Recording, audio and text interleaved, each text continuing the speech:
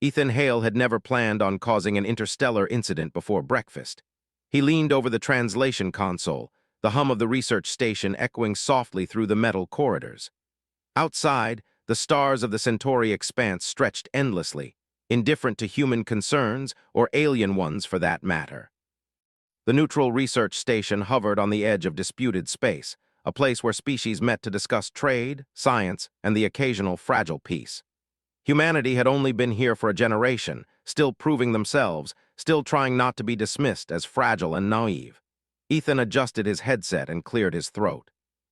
His task today was simple: help Lady Sareth, the diplomat from the warrior planet of Velra, understand the newly translated human treaties. She had been visiting the station for weeks, her presence a mixture of regal command and quiet curiosity. Humans had always been fascinated by her kind, towering, elegant, and physically intimidating, but with a culture so precise and intricate that one wrong word could undo centuries of negotiation. Ethan had been studying her language for months, practicing pronunciation over and over. He thought he knew enough to communicate. "Lady Sareth," he said cautiously, bowing slightly in the manner he believed to be respectful. "I think we have translated most of the treaty correctly. Perhaps we could review it together." "But your tongue still falters in subtlety." He had practiced it 100 times, but his tongue betrayed him. He meant to say, "I understand," something simple, innocuous, polite. But the syllables that fell from his mouth were different.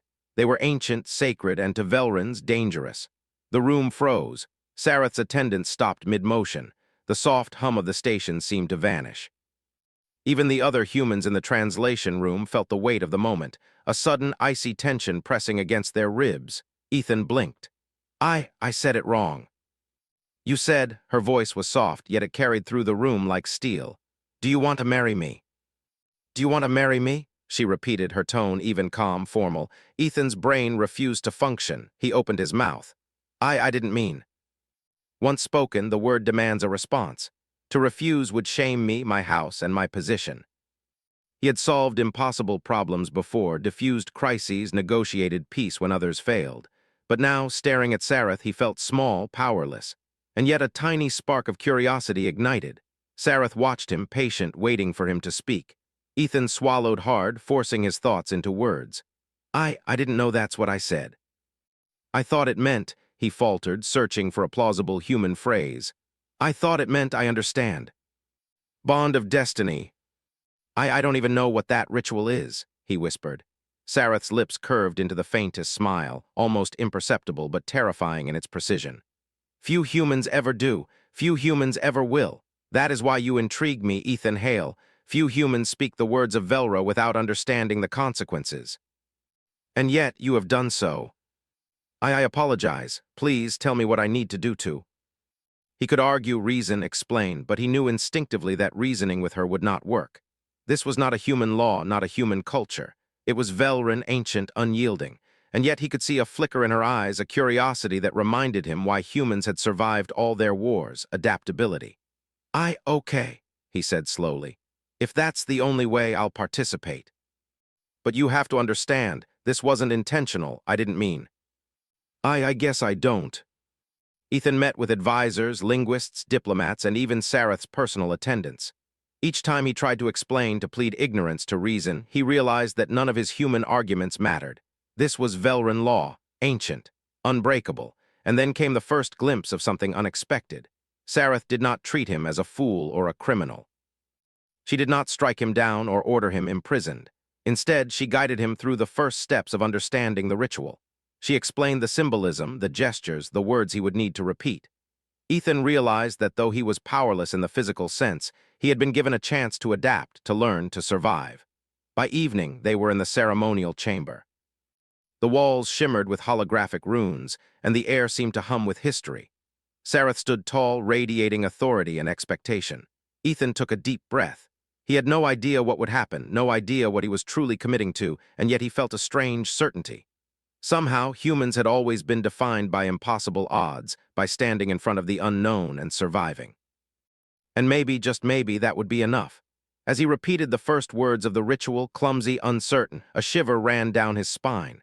Sareth's gaze was steady, watching every motion, every syllable. He could feel the weight of history pressing against him, the legacy of a species that valued words as much as weapons, honor as much as strategy. And then she smiled, not a threatening smile. Not a cruel smile, but a smile that carried possibility. For the first time, Ethan felt it, fear, yes, but also something else. Curiosity, awe, the spark of a connection he did not yet understand, a bond that had begun by accident and yet perhaps would change everything.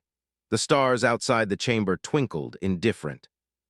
But inside, a human and an alien faced the unknown together, bound by a single word, a word that had never been meant to be spoken, and yet now carried the weight of destiny. The next morning, the station was alive with whispers. Humans moved quietly through corridors that suddenly felt narrower, heavier with tension. Other species glanced toward Ethan as if he carried some invisible weight, because he did. The word he had spoken, unintentional and innocent, had now marked him as something far more important than he had ever imagined. He tried to focus on routine tasks, on translating treaty clauses and coordinating schedules, but his mind refused to stay calm. Every glance from Sareth, every tilt of her head, reminded him that he was no longer just a linguist. He was part of something ancient, something bigger than himself, something he didn't fully understand. Sareth appeared at the translation chamber door just as he was going over treaty notes. Her presence was magnetic. Even without trying, she drew attention, her black feathered crest catching the overhead light and her long, elegant fingers brushing lightly against the doorframe. Ethan straightened instinctively, trying to remind himself that she was not his enemy, but the bond, fragile and new, made every instinct in him tense. "You have slept," she said. Her voice was calm, almost neutral, but there was a weight behind it, a subtle reminder that she was still the authority here. "And yet you seem unsettled. Why, human?" "About the bond." "The bond may be accidental, but it exists. You may yet learn from it." Responsibility. That one word had bound him to her people, to their laws, and somehow to their history. He had to understand it or risk disaster. Throughout the morning, Ethan tried to continue his work, but the station's usual rhythm had changed. Delegates from various species watched him, some with curiosity, others with barely hidden suspicion. Whispers followed him down corridors, the human who spoke the sacred word. Some smiled politely, others clenched their jaws. He could feel their skepticism, their disbelief that humans, small and fragile in appearance, could even come close to understanding the ancient and complex rituals of a warrior species. He returned to the ceremonial chamber, alone this time, hoping to review the ritual notes Sareth had given him. The holographic runes glowed faintly, casting long shadows on the polished floor. He traced them with his fingers, careful not to touch too much. Each symbol carried meaning, each pattern a history he had never known existed. He repeated the words aloud, stumbling over pronunciation. The syllables felt strange on his tongue, alien in rhythm and tone. The moment he finished, a subtle warmth spread through him, faint but undeniable. It was as if the air itself had shifted, acknowledging the words spoken. He froze, suddenly aware that this was not mere ceremony. This was alive. A voice, soft and echoing, sounded behind him. "You are learning quickly." Sareth stood at the threshold, her arms crossed, her expression unreadable. "I am trying," he admitted, unsure if his voice carried courage or just desperation. She stepped closer. "The bond does not exist to punish. It exists to guide. You will feel it grow, its presence in your mind, in your thoughts. You may even hear echoes of my intentions, and I may hear yours." It is profound. But he hadn't expected it to feel alive, to respond to his presence like a conscious entity. Then came the first complication.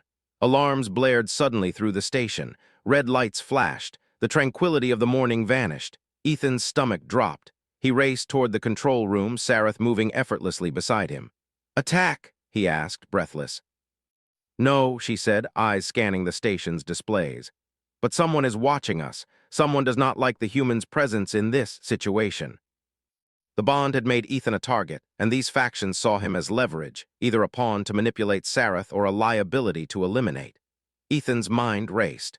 Humans had always been underestimated in conflict, but he remembered his species' greatest strength, creativity. He didn't have the drones, weapons, or armor, but he had ingenuity and understanding. He quickly accessed the station systems, rerouting power, opening compartments, creating temporary blockades. His fingers flew over the interface, improvising strategies on the spot. Sareth watched, impressed, but remained calm. "You are thinking beyond what most humans would. That is rare." "You cannot, And now you see the power of what has been unleashed by your one word. It is not weakness that defines humans. It is your mind, your heart, your persistence. You must use them now. But Ethan's improvisation, paired with insights from Sareth, drawn through the bond, allowed them to anticipate each move. They created zones of interference, manipulated drone signals, and gradually pushed the attackers back. Throughout the ordeal, Ethan realized something astonishing. The bond was teaching him, guiding him in ways he could not articulate. He could sense Sareth's intent before she spoke, and she could sense his hesitation, his ideas, his next moves. They became a unit, their minds intertwined enough to coordinate flawlessly, even under pressure. When the last drone was disabled, the station fell silent again. The human delegation exhaled collectively, while other species looked on, stunned. Ethan leaned against a console, exhausted but alive. Sareth approached, her expression unreadable, and then, for the first time, softened slightly. "You have survived," she said. "Not by strength, not by violence, by thought, by instinct, by humanity." I didn't even know the full rules of the bond yet.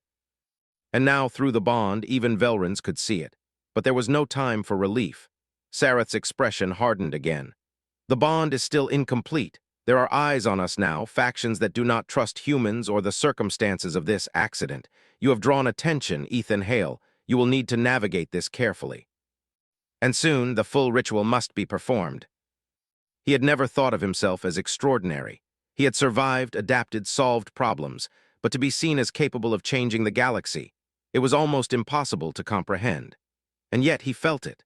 That spark of possibility that humans had always relied on, that same spark that had carried them through millennia of war, famine, and danger. As the day faded into evening, Ethan sat alone in the chamber, reviewing the ritual once more. The runes glowed faintly, almost as if acknowledging his presence. He repeated the syllables again, this time with more confidence, letting the words resonate, letting the bond guide him. Somewhere in the depths of the station, he knew that eyes were still watching. Enemies might strike, factions might challenge them, and the consequences of one accidental word would ripple further than he could imagine. But for the first time, he did not feel powerless. Humans had always survived by thinking, by daring, by refusing to surrender to fear. And now, intertwined with one of the galaxy's most formidable species, Ethan Hale realized that humanity's true power had begun to awaken, not through weapons, but through intelligence, adaptability, and courage. The bond pulsed faintly, almost like a heartbeat in his mind, reminding him that the ritual was only beginning, and the real challenge, the one that would test everything about him and humanity, was still to come. And deep down, a tiny, thrilling thought took root. Maybe, just maybe, this accident was the beginning of something far greater than either of them had imagined. The days that followed were a blur of meetings, translations, and quiet observation. The station, once neutral and calm, now pulsed with the subtle tension of politics and power. Ethan Hale moved through corridors with caution. Every glance from another species reminded him of his accidental words and the consequences they had unleashed. He could feel eyes on him constantly, some curious, some suspicious, some openly hostile. Even among humans, there was unease. Sareth, however, seemed to move through the station with ease, unbothered by the stares. She appeared beside him without warning one afternoon, her gaze sharp yet calm. "The bond grows stronger," she said quietly. "You feel it, don't you? You sense intent, emotion, calculation. It is powerful, but it demands control." A steady, insistent rhythm calling attention to the connection between them. "What happens if I make a mistake?" he asked. Sareth's eyes softened. "You will learn. This bond is a teacher as much as it is a ritual, and humans can learn faster than we expect." The bond was alive, it was ancient, and through it he could access knowledge he had never imagined. Over the next few hours, Sareth guided him through the basics. She explained the subtleties of Velran culture, the hidden meanings behind gestures, the political weight of simple words, the way history influenced law. As he listened, Ethan's mind raced. He could see patterns, anticipate consequences, and understand motivations, not fully but enough to make a difference. Then came the first real test. A high-ranking Velran official arrived on the station, demanding an audience. His reputation was intimidating, cunning, calculating, feared for punishing mistakes with swift and absolute judgment. He had heard of Ethan's accidental proposal and arrived not out of courtesy but suspicion. "You," the official said, his voice deep and commanding, "human, you have spoken the sacred word without understanding. Do you know what that entails? You threaten the honor of our people. The consequences could be severe. Bound, yes, but humans are fragile. Can such a creature withstand the weight of Velryn ritual? I will do what is required, he said, his voice steady despite the fear twisting in his chest. I will follow the ritual, I will learn, I will adapt. If the human survives, we shall see if he is suitable. The runes glowed softly, reflecting in the polished floor. Ethan entered with Sareth at his side. The bond pulsed stronger than ever, almost like a living presence guiding him, preparing him. Focus, Sareth instructed. The bond will show you the steps. Trust it. Trust yourself. The runes responded, shifting slightly as if acknowledging his presence. Then, almost instinctively, he began reciting the ritual words. His pronunciation faltered at first, but the bond adjusted, guiding him, whispering corrections in a way only he could perceive. The air around him seemed to hum with energy.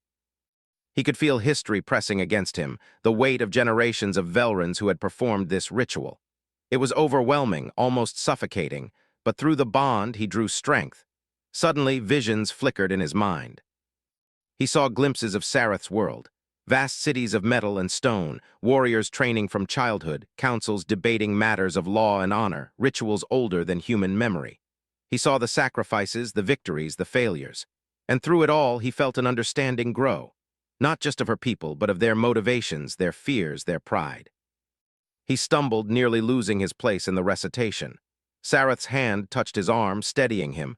Do not fear, you are learning.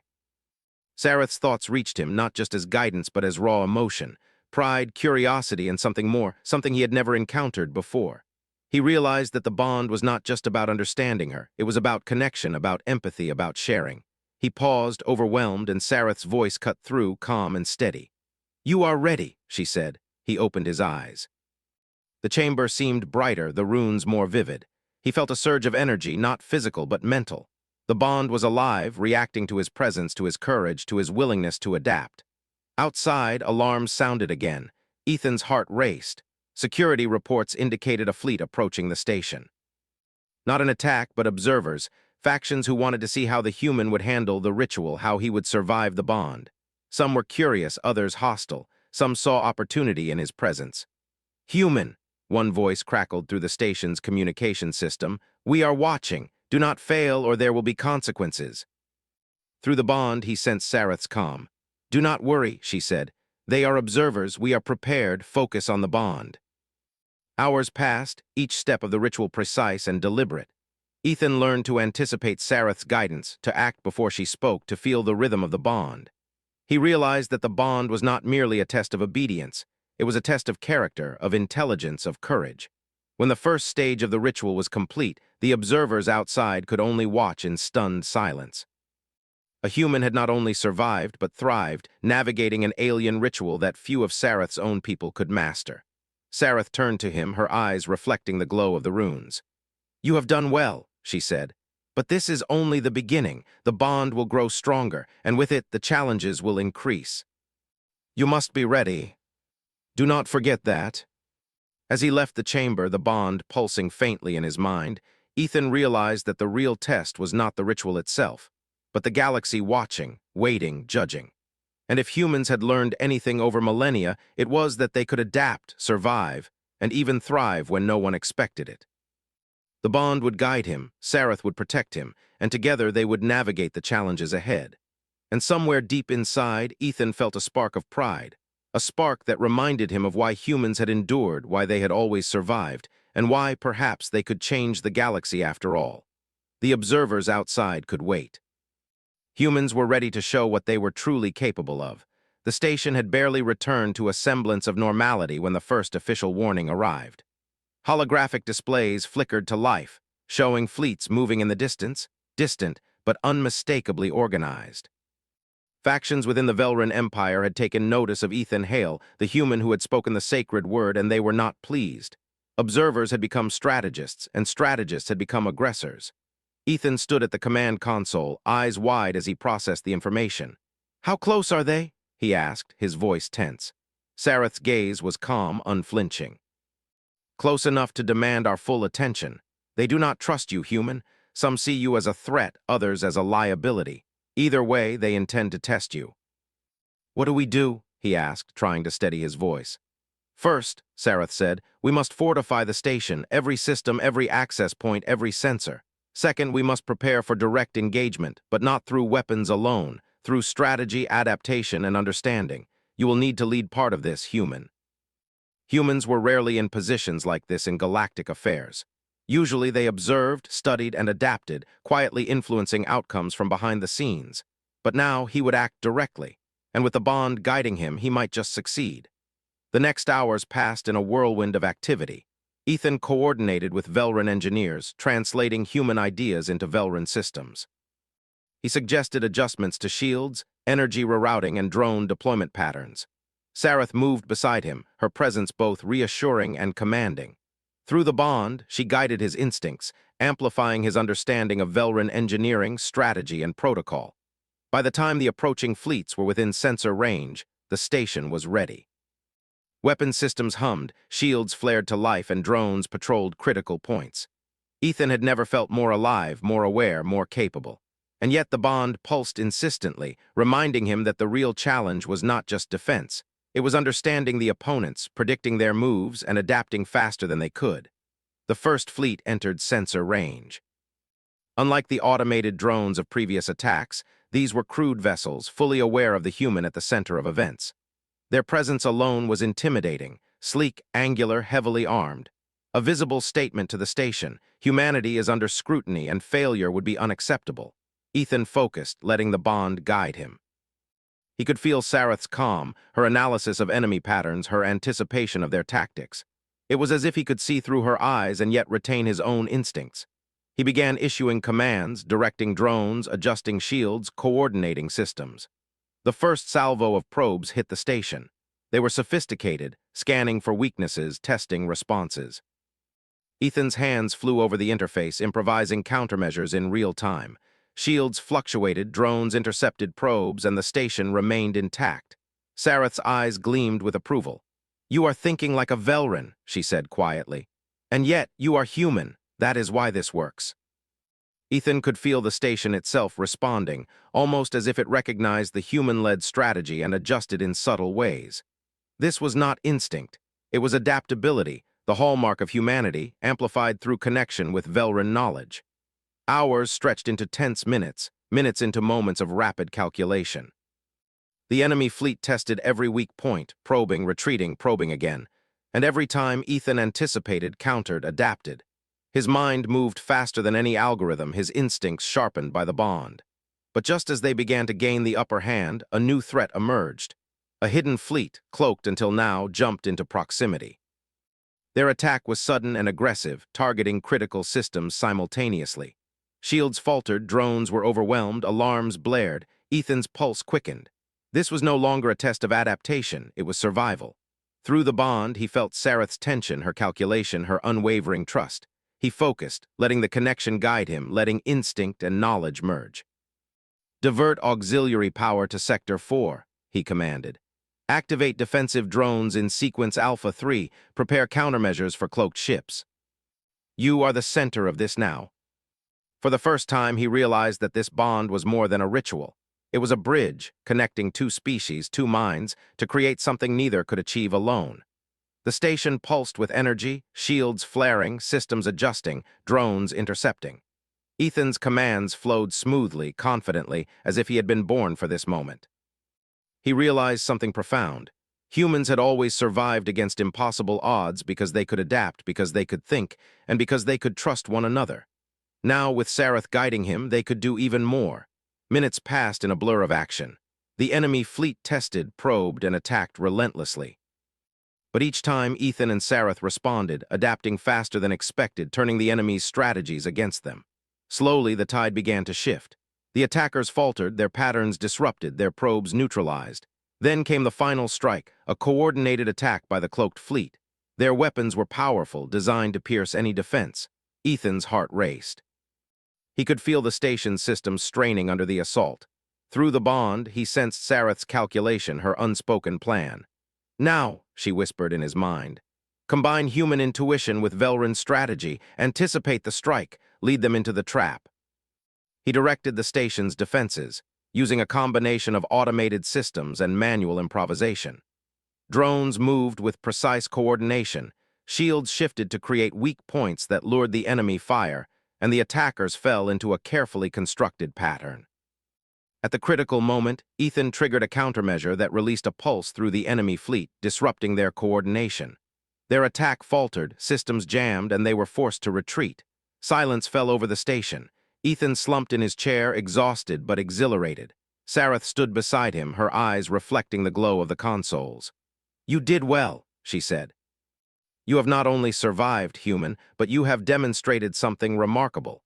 Your mind to your species has potential that few expect. They survive because they think, they adapt, and they endure. Today you have shown the galaxy that humans are more than fragile creatures. They are capable of influence, strategy, and leadership." He could feel Sareth's thoughts more clearly, anticipate her intentions, and even share his own strategies before speaking.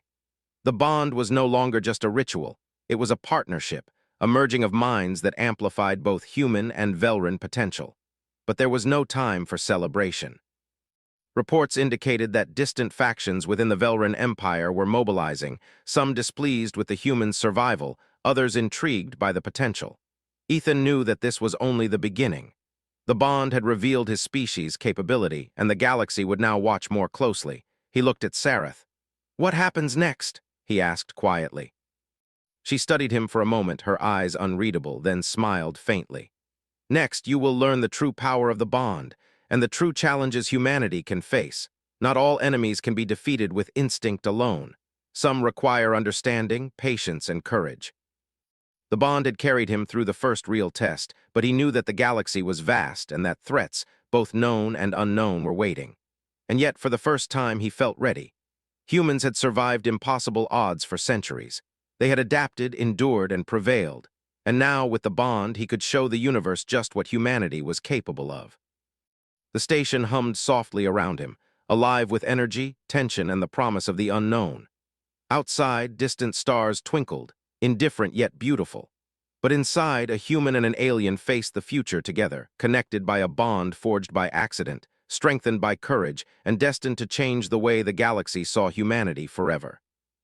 Ethan felt the pulse of the bond again, steady, insistent, like a heartbeat. It was a reminder that the true challenge was only beginning, and deep inside he smiled, knowing that humanity was ready. For the first time he realized, one accidental word had sparked a chain of events that could reshape the galaxy, and humanity was no longer a species to be underestimated. The morning dawned over the research station with an eerie calm. Ethan Hale stood at the observation deck, gazing at the stars, his mind buzzing with everything that had happened. The bond with Sareth had grown stronger than he could have imagined, pulsing steadily in his mind like a heartbeat that connected them across species and culture. Humanity's place in the galaxy had shifted because of one word he had accidentally spoken, and now he carried both the weight of expectation and the spark of possibility. Sareth appeared beside him without a sound. Her presence was commanding yet strangely comforting. "The bond is complete," she said softly. "You feel it, don't you? It connects two minds, yes, but it also resonates with the living systems around us. You are not just human now, Ethan Hale. You are a partner in this, and others will notice. And some will learn that humans are not to be underestimated." She placed a long hand on his shoulder, the gesture firm but grounding. "Now you must see the final test." But this time they weren't just testing him. They were attempting to challenge humanity itself. Their fleets moved with precision, coordinated by diplomats and strategists who believed that a human in a Velran ritual could never survive sustained scrutiny. Ethan felt the pulse of the bond, steady and insistent, almost like encouragement. He realized that he could sense Sareth's plan even before she spoke. Their minds moved together, anticipating every move. They were no longer just two individuals. They were a team, a singular force capable of extraordinary adaptation. The first wave of attackers approached. Ethan had seen this before, but now, with the bond fully active, he could react with instinct and insight far beyond normal human capability. He directed the station's defenses with precision, using drones and shields in ways even the Velrans had not anticipated. "Divert auxiliary power to the eastern quadrant," he commanded. "Activate countermeasures in sequence Beta 2. Prepare for flanking drones from Sector 7. Ethan realized that the bond allowed him to anticipate attacks as if he could see through the enemy's eyes, a gift born not of magic, but of connection and understanding. Then came the second wave, larger and more aggressive. Cloaked ships emerged from hiding, striking at multiple points simultaneously. The station's systems strained under the assault. Ethan's pulse quickened, but the bond pulsed stronger, guiding him, giving him clarity. "Counterattack," Sareth said calmly. "But do not use brute force. Use their own momentum against them." Shields flowed to redirect attacks, energy pulses disrupted targeting systems, and the enemy fleet found itself outmaneuvered by a human mind guided through the bond. Hours passed in tense coordination. Ethan's hands moved almost automatically over the controls. Every command was precise, every calculation exact. And through it all, the bond pulsed, linking him to Sareth, amplifying his intuition and her strategy. Finally, the enemy fleet faltered. Their attack disorganized, systems failing, some vessels retreating under calculated pressure. The station had survived. Humanity had survived, and the observers watching from afar could only stare in disbelief. Ethan slumped in his chair, exhaustion hitting him in waves. Sareth stood beside him, her black-feathered crest catching the artificial light. She studied him, and then, for the first time, she allowed herself a small, genuine smile. "You have done what few Velrans could," she said softly. "You have not only survived the bond, but you have demonstrated its true potential. Your species is remarkable. You have shown what your species is truly capable of." Across the galaxy, sensors picked up the display of human adaptability and intelligence. Factions that had doubted humanity's worth now reconsidered. Humans were no longer the fragile, inexperienced species they had assumed. They were capable, strategic, and resilient, perhaps even indispensable. Sareth turned to him, her gaze steady. "Ethan, the final stage of the bond awaits. You have survived tests of strategy, endurance, and adaptability. Now the bond will complete, and the galaxy will see the truth of your species." And in that moment, he understood the depth of what had begun with one accidental word. The ritual chamber shimmered once more as he stepped inside. Holographic runes glowed brighter than ever, responding to his presence, reacting to the bond. He recited the words, steady now, confident. The syllables flowed naturally, guided by instinct and connection. The air seemed alive, vibrating with energy that was both ancient and immediate. As he spoke, visions flooded his mind. He saw the history of Sareth's people, their victories, their failures, their struggles for honor and survival. He saw glimpses of humanity's wars, their perseverance, their unyielding determination. And then he understood, through the bond, both species could see the strength in the other. The energy in the room built to a crescendo, and Ethan felt himself lifted, not physically, but in consciousness. He was aware of every detail: Sareth's presence, the station's systems, the observers waiting beyond the shields. And then a sudden clarity. Humans, small and underestimated, had always survived not by brute force, but by intellect, courage, and adaptability. And now that essence was visible to the galaxy. The final pulse of the bond surged. Ethan felt Sareth's thoughts merge with his own, her trust and pride echoing in his mind. He felt the bond's energy radiate outward, touching the station, resonating with its systems, sending a clear message to all who observed. Humanity is no longer to be underestimated. Outside, distant fleets paused, disrupted, reconsidering their approach. Observers whispered in disbelief. Analysts recorded the event, stunned by what a single human had achieved, guided by connection, intuition, and courage. Ethan exhaled, feeling a wave of relief and triumph. Sareth stepped forward, placing her hand on his shoulder. "It is complete," she said softly. "The bond has reached its full potential. You have shown what humans can achieve when they combine courage, intellect, and understanding." Across the galaxy, humans were no longer dismissed as fragile observers. They were seen as partners, as strategists, as survivors capable of shaping the course of history. And it all began with one accidental word spoken by one human, with courage and adaptability enough to seize the opportunity it created. Ethan and Sareth stood together, bonded by ritual, trust, and a shared understanding that transcended species.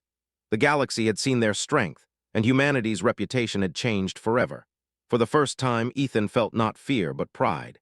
Humanity had survived, adapted, and prevailed as they always had, and now, with allies like Sareth, they could face the universe with confidence.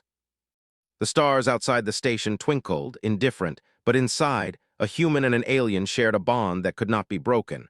a bond born of accident, honed by courage and destined to change the galaxy. And somewhere deep inside, Ethan realized that this was only the beginning. Humanity had shown its strength, but the galaxy was vast, full of challenges and opportunities. And as long as they trusted in themselves, adapted, and never surrendered to fear, they could achieve anything.